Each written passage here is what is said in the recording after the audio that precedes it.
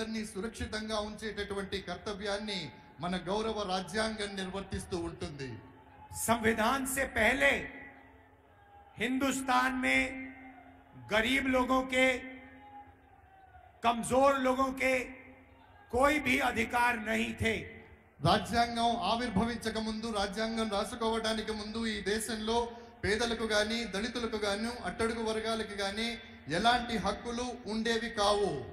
अगर हिंदुस्तान के गरीब लोगों को शक्ति मिली है तो संविधान से उनको शक्ति मिली है. ఈ దేశంలో పేదలకు శక్తి దొరికింది అంటే అది కేవలం రాజ్యాంగం వల్ల మాత్రమే దొరికింది. ये कोई मामूली किताब नहीं है, ये आपके दिल की आवाज है. ఇది సామాన్యమైన పుస్తకం కాదు, ఇది సామాన్యుల యొక్క గొంతుక. इसके लिए कांग्रेस पार्टी और हिंदुस्तान के करोड़ों लोगों ने लड़कर अपना खून देकर इसको बनाया है. ఈ పుస్తకం సామాన్యమైనటువంటిది కాదు. ఈ పుస్తకాన్ని మన కోసం మనం ఆవిష్కరించుకోవటానికి ఈ దేశంలో వేలాది మంది, లక్షలాది మంది తమ ప్రాణాలను తృణప్రాయంగా త్యజించి రక్తాన్ని ధారపోసి ఈ పుస్తకాన్ని రూపొందించుకున్నారు.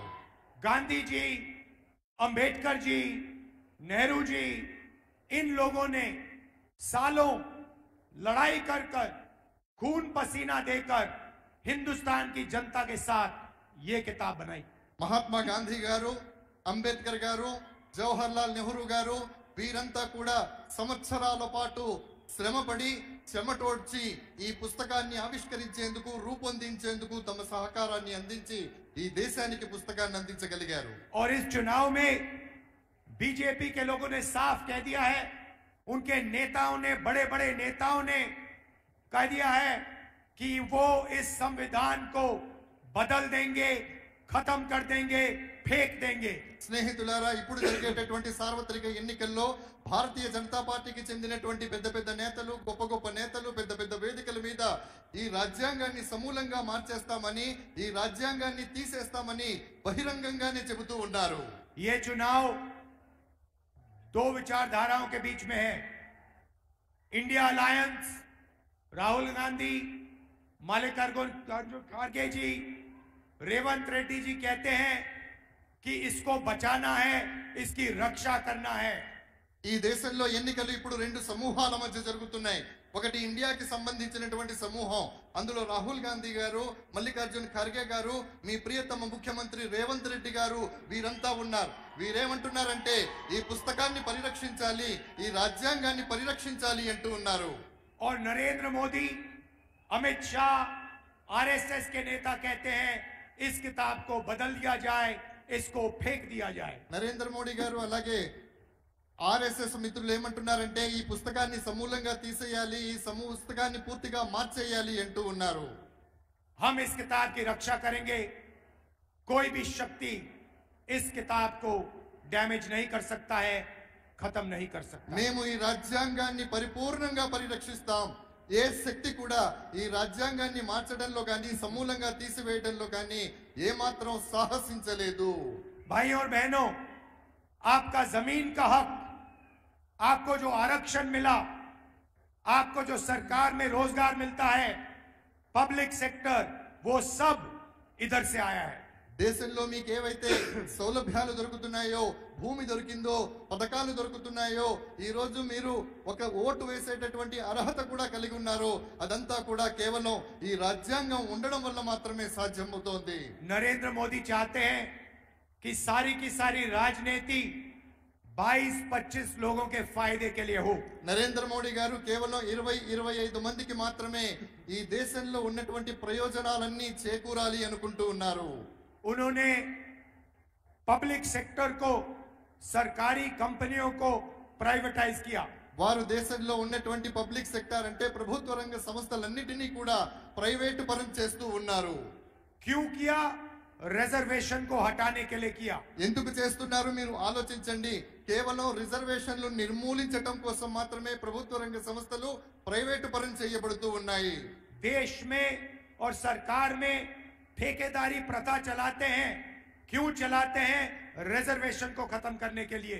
దేశంలో ఉండేటటువంటి పెట్టుబడిదారీ వ్యవస్థను పెంపొందించేటటువంటి ప్రయత్నాన్ని చేస్తున్నారు. ఎందుకు చేస్తున్నారు? కేవలం రిజర్వేషన్లు తొలగించాలి అనేటటువంటి ఉద్దేశంతో మాత్రమే ఈ కుట్ర జరుగుతూ ఉంది. लड़ाई इस बात की भी है, वो रिजर्वेशन को खत्म करना चाहते हैं, हम रिजर्वेशन को 50% से ज्यादा बढ़ाना चाहते हैं. ప్రధానమైనటువంటి యుద్ధం ఎందుకు జరుగుతుందంటే వారు రిజర్వేషన్లు సమూలంగా తీసివేయాలంటున్నారు. కానీ మేము ప్రభుత్వంలో వచ్చిన తర్వాత 50% రిజర్వేషన్లను ఇవ్వాలనుకుంటూ ఉన్నాము. भाई और बहनों, हिंदुस्तान में अगर आप पिछड़ों की, दलितों की, आदिवासियों की आबादी जोड़ दें तो ये मेजॉरिटी बनती है. మిత్రులారా, స్నేహితులారా, దేశంలో ఉన్నటువంటి ఆదివాసీలు అంటే గిరిజనులు కానివ్వండి, వెనకబడ్డటువంటి వాళ్ళు కానివ్వండి, వీళ్ళందరి యొక్క గణన గనక మనం చేసినట్టయితే అద్భుతమైనటువంటి ఫలితాలు సాధించే అవకాశం ఉంది. कम से कम 50% पिछड़ा वर्ग है. కమ్ సే కమ్ అంటే కనీసం 50% మంది వెనుకబడినటువంటి తరగతుల వారు ఉన్నారు. 15% दलित, 8% आदिवासी. 15% దళితులు, 8% ఆదివాసీలు ఉన్నారు.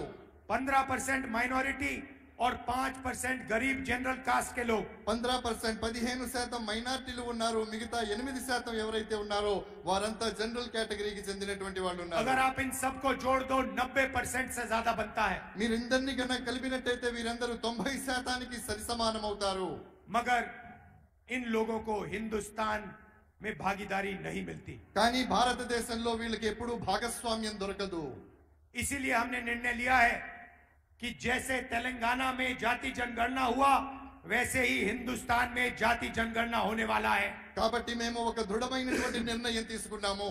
ఏ రకంగానైతే తెలంగాణలో కుల గణన జరిగిందో అదే విధంగా యావత్ దేశంలో కుల గణన చేయాలి అనేటటువంటి సంకల్పంతో మేము ముందుకు సాగుతూ ఉన్నాం. हिंदुस्तान के दलितों को, आदिवासियों को, पिछड़ों को, गरीब जनरल कास्ट के लोगों को, माइनॉरिटीज को पता लगना चाहिए उनकी कितनी शक्ति है, उनकी कितनी आबादी है और उनकी कितनी भागीदारी मिल रही है. దళితులు కానివ్వండి, గిరిజనులు కానివ్వండి, ఆదివాసీలు కానివ్వండి, మైనారిటీలు కానివ్వండి, సామాన్యులు కానివ్వండి, వీళ్ళందరూ దేశంలో ఎంత శాతం ఉన్నారు అనేటటువంటి విషయం వారికి తెలియాలి.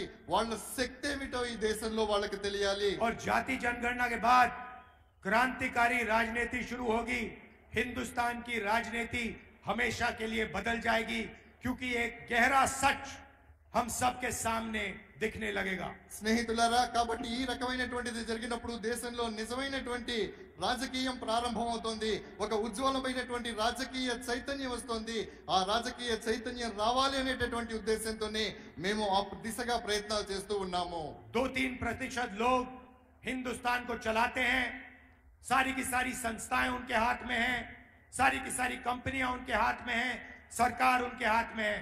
जाति जनगणना से पता लग जाएगा, इसकी सच्चाई सारे हिंदुस्तान को पता लग जाएगी. కేవలం 2% మంది ఎవరైతే ఉన్నారో వాళ్ళ చేతుల్లోనే సంపద మొత్తం ఉంది. వాళ్ళే ఈ రోజు దేశాన్ని శాసిస్తున్నారు. ఎప్పుడైతే మనం జనగణన, కులగణన చేస్తామో అప్పుడు నిజమైనటువంటి స్టాటిస్టిక్స్, నిజమైనటువంటి నిష్పత్తి బయటికి రావడం జరుగుతుంది. అప్పుడు మన శాతం ఎంత, మన వాటా ఎంత అనేటటువంటి విషయం మనకు అర్థమవుతుంది. भाइयों और बहनों, नरेंद्र मोदी जी ने अदानी जैसे लोगों के लिए काम किया. 10 साल हिंदुस्तान के airports, ports, infrastructure, defence industry सारी की सारी नरेंद्र मोदी जी ने अदानी को दी. స్నేహితులారా, నరేంద్ర మోడీ గారు గత 10 సంవత్సరాల కాలంలో చేసినటువంటి పరిపాలనలో ఎయిర్పోర్ట్లు, విమానాశ్రయాలు కానివ్వండి, నౌకాశ్రయాలు కానివ్వండి, దేశంలో ఉన్నటువంటి పెద్ద పెద్ద ప్రభుత్వ రంగ సంస్థలు కానివ్వండి, వీటన్నిటినీ కూడా ఆదాని పరం చేస్తూ ఉన్న సంగతి మీరు గమనిస్తూనే ఉన్నారు. उन्होंने 22-25 अरबपति बनाए, अमीर लोगों को और अमीर किया. हालत यह है कि 22 लोगों के पास उतना ही धन है जितना 70 करोड़ हिंदुस्तानियों के हाथ में है. స్నేహితులారా, మిత్రులారా, నరేంద్ర మోడీ గారు 10 సంవత్సరాల తన పాలన కాలంలో కేవలం 20-25 మంది మాత్రమే మిలియనర్లను, ట్రిలియనర్లను చేయడం జరిగింది. భారతదేశంలో ఎంతమంది జనాభా ఉన్నారో అంతమంది జనాభా దగ్గర ఉండేటటువంటి సొత్తు ఈ రోజు అంతకంటే ఎక్కువ కేవలం దేశంలో 20-25 మంది చేతుల్లో మాత్రమే ఉంది. भाइयों और बहनों, उन्होंने 22 अरबपति बनाए. अब समय आ गया है हमें करोड़ों लाखपति बनाने हैं. స్నేహితులారా, కేవలం వారు 20-25 మందిని మాత్రమే బిలియనర్లను చేస్తే ఇప్పుడు సమయం ఆసన్నమైంది. కోటాను కోట్ల మందిని కోటీశ్వరులు చేసేటటువంటి అవకాశం మన ముందుంది.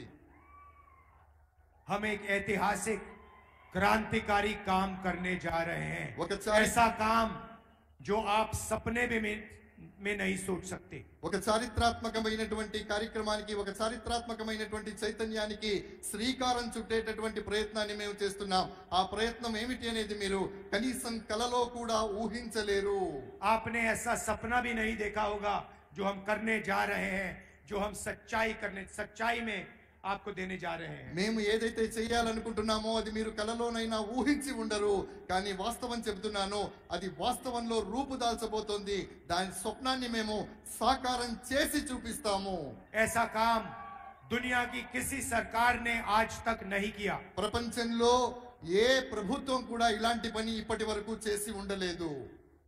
और इसके बाद दुनिया की सारी सरकार यही काम करेंगी। ప్రపంచంలో ఉన్నటువంటి ప్రతి దేశం కూడా మనం చేసేటటువంటి కార్యక్రమం లాంటి కార్యక్రమాలే చేయబోతోంది. भाइयों और बहनों, हिंदुस्तान के सारे गरीब परिवारों की लिस्ट बनेगी। దేశంలో ఉన్నటువంటి ఎంతమంది నిరుపేదలు ఉన్నారో వాళ్ళందరికీ సంబంధించినటువంటి ఒక జాబితా రూపొందించబడుతుంది. तेलंगाना में हर गांव में जाकर, कस्बों में जाकर हम गरीबों के नाम लिस्ट में डालेंगे। తెలంగాణలో ఉన్నటువంటి మారుమూల ప్రాంతాలలో, మారుమూల గ్రామాలలో కూడా మేము వెళ్ళటం జరుగుతుంది. అక్కడ ఉన్నటువంటి ప్రతి పేదవాడి యొక్క పేరుని, చిరునామా మొత్తం కూడా ఆ జాబితాలో పొందుపరుస్తాం. किसान के परिवार, मजदूर के परिवार, दलित, आदिवासी, पिछड़े, गरीब, जनरल कास्ट के लोग, सबसे गरीब लोगों की लिस्ट बनेगी। కార్మికులు, కర్షకులు, రైతులు, మైనార్టీలు, దళితులు, ఆదివాసీలు ఎవరైతే ఉన్నారో వీళ్ళందరికీ సంబంధించినటువంటి ఒక పరిపూర్ణమైనటువంటి నివేదిక, జాబితా